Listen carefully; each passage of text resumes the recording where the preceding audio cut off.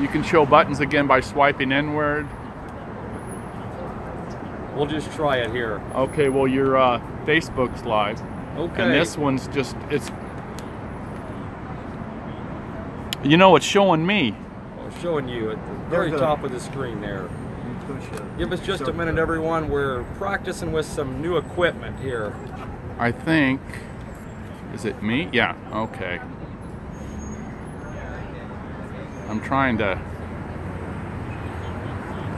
John, you need to look at this. Give me just a second here. We'll see. Sure.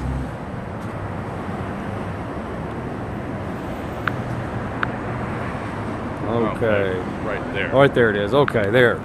There we go. Now is it working? Yep. Okay. Well, good morning, everyone. We're down here at Las Vegas Federal Courthouse again. Today is day 15 in the Bundy trial. We've got some very breaking news, some very good news that's happening in this court today that we're going to try to update you. Right now, they're in a sealed procedure again, a sealed hearing. We spent about an hour and a half in court this morning. We didn't get started until after 9:15 this morning. We were supposed to get started at 8 o'clock. The judge was over an hour late. A lot of new motions have been filed over the last few days that we've been in this break. And last night, even another late night motion was filed by one of the defense attorneys for Ammon Bundy. We had biggest news today. We had 7 Brady violations that the judge has agreed, at least at this point, that has been committed by the prosecution. 7 of them. Them are just in open court. There are many more that are in this sealed dismissal that we haven't got to hear yet. And so the defense attorneys are scrambling up there. They're all excited on what's going on. A lot of smiles today. One of the other biggest things that happened today is that the judge ordered the jurors to go home today and tomorrow. The jurors are not supposed to come back until Wednesday, if at all. That's how she pretty much said it in court today, that the jurors are not to come back until Wednesday morning, if at all. So she mentioned that because of all these Brady violations and all this other stuff that we need to go over today and tomorrow in these sealed hearings, we may not be able to be in most of it, but she mentioned that this case could be a mistrial or a dismissal, and she didn't say that lightly because of everything that's been happening. She mentioned Giglio versus U.S. About police officers. Giglio. It's I'm always getting these things right. Good thing I got help back here. But Giglio versus U.S. It's about police officers that have done things in the past that the defense has to disclose to the defense. The prosecution has to disclose this to the defense. They never did in none of these cases. We've got the other Supreme Court law. What was that one there? That Brady versus Maryland. Brady versus Maryland. That's a big one. 7 of these Brady violations were read off in court today, and many more that are being discussed behind closed doors right now. The way it looks, we're not 100% sure, but this case does not look like it's going to go any further. It looks like that it could be over with. We don't know. She also mentioned that I'm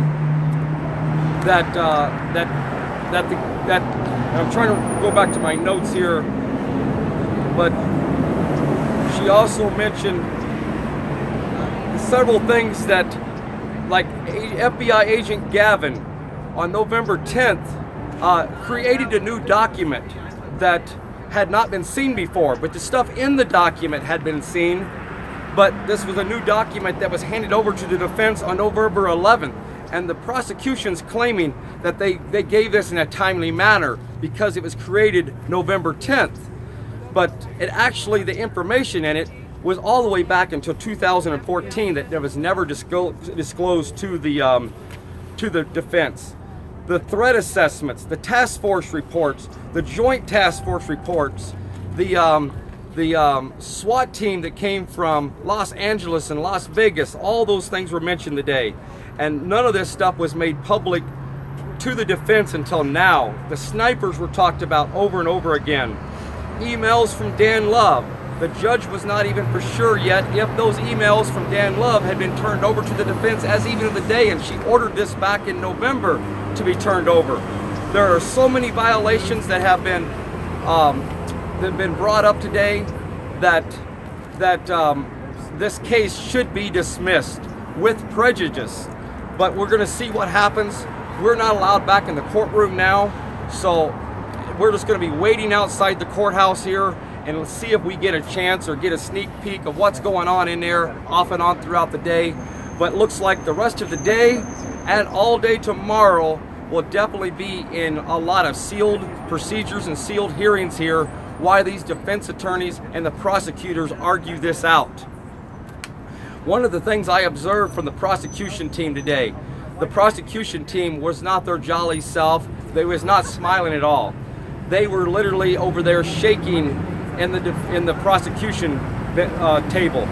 They were conversing a lot among themselves, discussing what they were going to say, and Steve Myrie did not say a word in open court today. It was all left up to Daniel Seish. He was the only one that did any amount of argument, and he pleaded with the judge to give him at least 45 minutes to give a rebuttal to some of this. He says the prosecution team definitely has a different side than what the defense has, and we want at least 45 minutes to rebuttal this. The judge went in and she said, I thought you already answered most of these. And he says, well, there's a lot of new stuff and we got to answer a lot of stuff. So the rest of the day is going to be very, very tense. We're going to be waiting down here and see what happens. See if this judge does give us a dismissal or a mistrial in this case, or if we're going to move forward. But right now, the jurors are not going to be back again until at least Wednesday at the soonest. So we've got another week here. It looks like that it's just prolonging on. The case is not going. The jurors are not there. We're at day 15. We're in the middle of December. When is this case going to end? That's the big question. And let's pray that the right thing is done and it is dismissed with prejudice and that this case will not continue. We'll have you some more updates throughout the day. We've got some new equipment here we're trying to test out, so hopefully it's all working on that end. But other than that, we're going to sign off for now, and we'll be back as soon as we get any information or new news from the courthouse. Let me say something, John. Yes. Can I say something? Sure. Kenny Rhodes here again from Michigan. Yeah, I'm down here, and we went and picked up John at the airport last night and brought him back in. He was sick last week, and he made me sick too because I had to go to California and get over this flu. But John will not ask you, but step into the light. But still a little bit of money every now and then to help John out because I know that the plane ticket back home is not cheap. He spends all his time. He's got 11 kids at home, and I mean, crying. 11 children, 11 children at home, and 5 kids. The kids are the goats. But if you could send a little bit of money to John, I'd appreciate it. I gave him $5. That's all I had. So all of you take care of John, and y'all all have a great day. Thank you. Well, thanks a lot. Kenny got to sit in the courtroom today for once. He's a witness in this case, and he hasn't been permitted in the courtroom. But because of the day without the jurors, he could sit there unless the jurors were in. So he got to see a little bit of this stuff going on today, and it's pretty exciting to see that this case might be wrapping up. Yeah, they don't have a case. That's the problem. They don't have a case. And we're down here at the bottom of Kearney Towers because that's exactly what it is. Because now we can't even go back in because they don't want the public to hear what they got to say now. So they're all putting it under seal again. So if the truth's going to be heard, why does it need to be sealed where the news, nobody can hear it and put it out what they're doing? I guarantee you it's not the defense that wants this sealed.